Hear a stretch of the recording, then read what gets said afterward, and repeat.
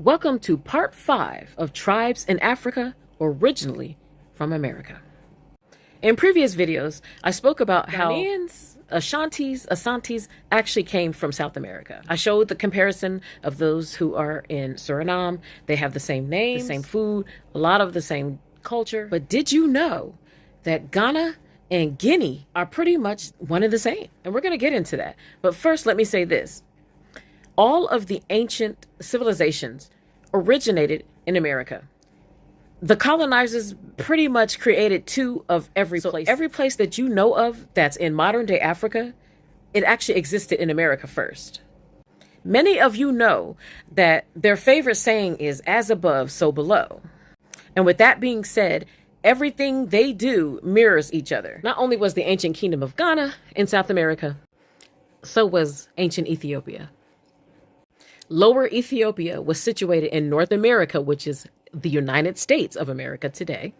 And Upper Ethiopia was in South America. I know it kind of sounds backwards, that you would think that North would be upper and South would be lower, but you have to understand that that is where the Garden of Eden is in South America. It extends up into North America, but the Tower of Babel and everything else. And that is actually pretty much the cradle of civilization and where life began. So it's considered to be the upper part of Ethiopia. Not only that, ancient Kemet is in America. The DNA of the people of ancient Kemet are in America, the so-called African Americans. The people in modern day Egypt do not have 1 ounce, 1 milliliter of ancient Kemetic DNA. Morocco, the land of Canaan, every kingdom, every country that you know of that is in modern day Africa, the ancient counterpart is in America, including the land of Canaan. They named it Israel when they took it over there to modern day Africa, but it's called the land of Canaan, which is in America. Negro land, which is really Judah, it's in America, in Utah. This is a map of ancient Ghana, but it was Guinea, if you can see this small print here. So now let's get into the etymology for all of these words. The etymology for the word Guinea, Portuguese, from the Berber word Genawen. And Genawen, the Berber word for that, the definition is the burnt people or the black people. So if you've ever been to the slave castles in West Africa, specifically Ghana, then you know that the Portuguese, they set up camp there. So prior to it being named the Gold Coast, it was called Guinea or Guinea. So again, this is the original Guinea in South America, which is modern day Guyana. There was a lot of wordplay there. As you can see here, all the different derivations of that word, Guinea and Guyana, you see?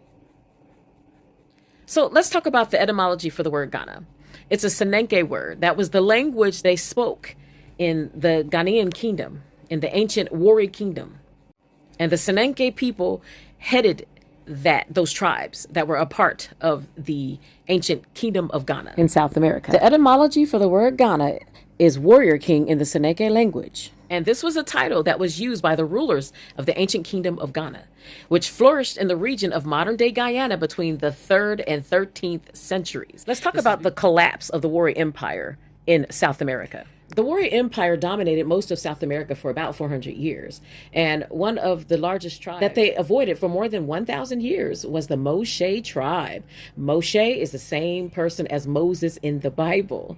Now, the Moshes were very peaceful, and they were deeply religious people. And the Moshes hated war, and they hated, people killing each other. The Waris avoided the Moshes for the most part because they were very mighty warriors. But then they kind of got beside themselves and they challenged the Moshes, and they actually won. And then the Moshes took some of the Waris on their side, and then they ended up defeating the Waris. After the Moshes defeated the Wari Empire, he actually destroyed everything that was Wari, because Moses hated the Waris because of their senseless killing for human heads. And so the Moshes went through a lot of trouble to destroy everything that reminded them of the Wari Empire. So they also expelled the Waris from South America, and most of the Waris fled to Africa. Most of the Waris ended up in Nubia, and some of the Waris fled to Central Africa. And other Waris fled to other places, throughout Africa and throughout the world. basically because they were trying to avoid the Warriors, because the Warriors like to fight. They were rowdy bad about it. And nobody wanted to be around all that. Now, the modern country Ghana was named in honor of this powerful historical empire that was in Guyana, in the Americas, South America, when they gained their independence from British rule in 1957, replacing the colonial name Gold Coast. So to make it clear, in the 15th century, when the Portuguese went to the area of Negroland, which is at Negroland and Guinea, which the Guinea, again, that was Ghana.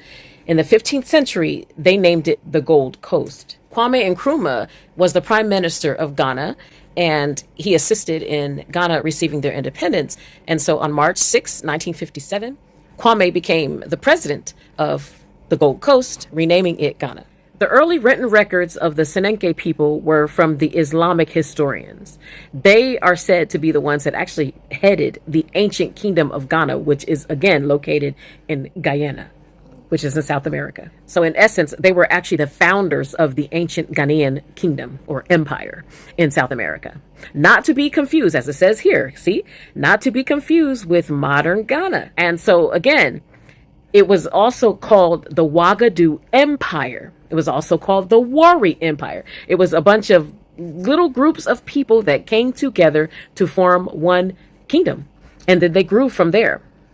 There were a lot of Islamic wars going on, and it broke up the kingdom. Not only that, as I stated before, that Moshe, he expelled the Wari kingdom, the Senenke Empire, whichever one you want to call it. From there, they went to Africa. The Moshe Empire of ancient South America was the most successful and longest lasting empire in South American history.